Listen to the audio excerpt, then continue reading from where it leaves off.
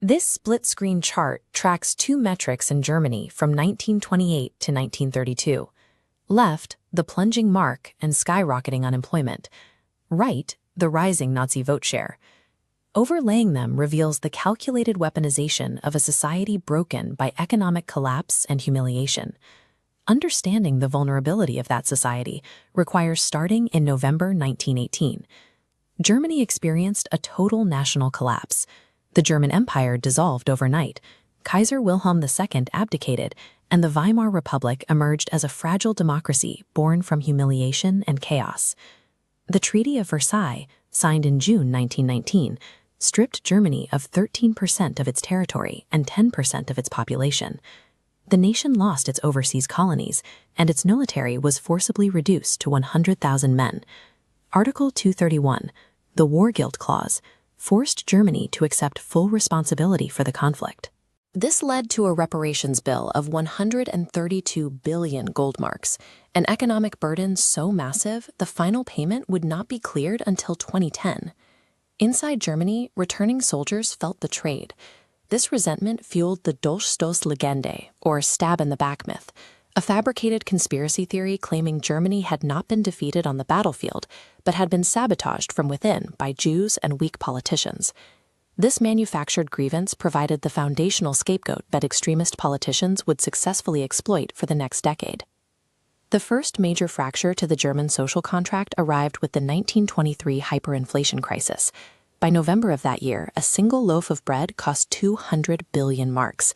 The middle class was wiped out economically as life savings evaporated instantly.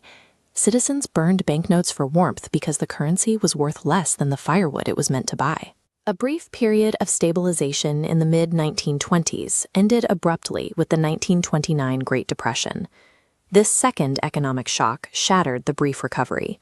Unemployment soared to 30%, leaving 6 million Germans without work. Physical hunger and total economic desperation primed the nation to abandon democratic moderation in favor of radical, fringe answers. The Nazi Party began as a tiny group of embittered veterans meeting in Munich beer halls in 1919. At the time, it was a fringe movement of anti-communist nationalists. Adolf Hitler transformed the movement through his oratorical talent and the creation of the brown-shirted paramilitary wing known as the SA. By 1921, he had seized leadership and introduced the party's distinctive iconography. This conceptual network map shows the fusion of ideas that formed the Nazi worldview, codified in Hitler's manifesto, Mein Kampf. Pan-German nationalism merged with an ancient European anti-Semitism, all structured around a pseudo-scientific interpretation of social Darwinism. This ideology characterized Jews as an existential biological threat and mandated the seizure of Lebensraum, or living space. The state intended to expand eastward, either enslaving or exterminating the Slavic populations to make room for German colonization. The party's electoral support mirrored the economic misery of the Depression, jumping from 2.6% of the vote in 1928 to 37% in 1932.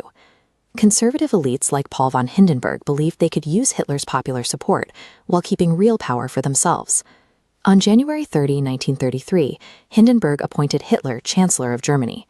Hitler took power within the existing legal framework. An establishment that believed they were playing a traditional political game voluntarily invited him into the chancellorship, mistakenly assuming they could control him. In February 1933, the Reichstag, the Taumen Parliament building, burned. This provided the regime with the perfect pretext to consolidate power. Hitler used the fire to convince Hindenburg to sign a decree suspending civil liberties, enabling mass arrests of political opponents. Soon after, the Enabling Act passed the Reichstag, granting Hitler the power to rule by decree. Democracy was dismantled through a legal vote, 444 to 94. This architectural diagram shows Gleichschaltung, the systematic takeover of every independent institution.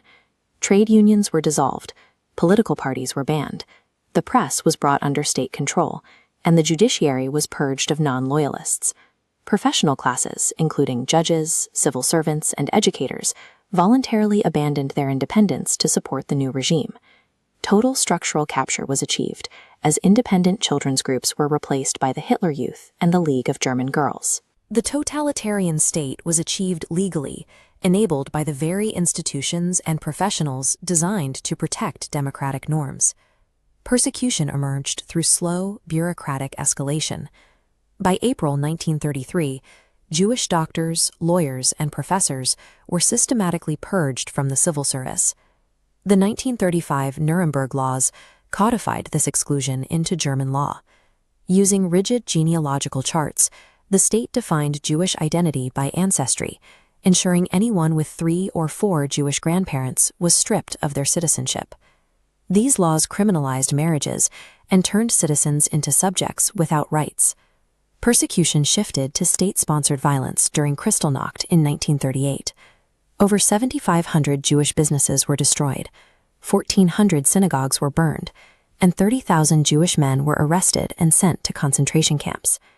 The regime targeted all who did not fit its racial or political framework. Political opponents were sent to Dachau as early as 1933, followed by Roma and Sinti people, gay men, and Jehovah's Witnesses. Under the Aktion T4 program, the state formalized the medical murder of its own citizens, killing hundreds of thousands of disabled Germans through forced euthanasia. The normalization of legal exclusion paved the way for normalized physical violence, establishing a precedent that some human lives were legally unworthy of existence. The invasion of Poland in September 1939 was the practical application of Hitler's racial ideology. It marked the beginning of a war designed to secure living space and purify the continent. Behind the advancing army, mobile killing units called Einsatzgruppen executed Jewish communities in mass graves. By the end of the war, these units had murdered approximately 1.5 million people. In 1942, 15 senior Nazi officials met at the Wannsee Conference to coordinate the final solution. They approached the murder of 11 million people as a logistical and supply chain problem to be solved. The state built 6 dedicated extermination camps in occupied Poland, including Auschwitz-Birkenau and Treblinka. These functioned as purpose-built factories for the efficient processing and murder of human beings. The Holocaust operated with terrifying engineering, using train schedules, Zyklon B gas, and industrial crematorium to maximize the scale of murder. For 80 years, historians have wrestled with how ordinary humans could perpetrate this. Research points to a combination of peer pressure, obedience to authority, and the slow moral numbing of incremental escalation. Years of dehumanizing propaganda in schools and media had conditioned large portions of the population to view their victims as a biological threat to be eradicated. The Holocaust was the logical terminus of a state that replaced human morality with pseudoscience and blind bureaucratic obedience. The Battle of Stalingrad shattered the aura of Nazi invincibility. An entire German army was destroyed, marking the permanent downward trajectory of the Third Reich. By 1944, Germany was caught in a two-front vice, with Allied forces landing in Normandy, while Soviet forces drove westward from the east. Even as defeat became certain, the regime accelerated its ideological killing. In 1944, the Nazis consumed vital railway capacity, needed for the military, to deport and murder 437,000 Hungarian Jews in just 56 days. The final collapse occurred in April 1945. Hitler committed suicide in his bunker as Soviet troops reached the streets of Berlin, followed by Germany's unconditional surrender on May 8th. The Third Reich collapsed after 12 years, leaving behind a ruined continent and a death toll in the tens of millions. The Nuremberg trials established the principle of individual criminal accountability for crimes against humanity. These proceedings permanently invalidated the defense of just following orders, establishing that individuals remain responsible for their actions even when following government directives. The horrific revelations of the Holocaust led directly to the creation of the State of Israel, the Geneva Conventions, and the UN Genocide Convention. Modern Germany has embedded this memory into daily life. Thousands of memorial sites and over 100,000 Stolpersteine, brass memorial blocks in city sidewalks, ensure the victims of the regime are never forgotten. The history of Nazism documents the specific failure of democratic institutions. It shows what happens when economic despair is weaponized by demagogues, and ordinary citizens choose obedience and comfort over conscience and courage.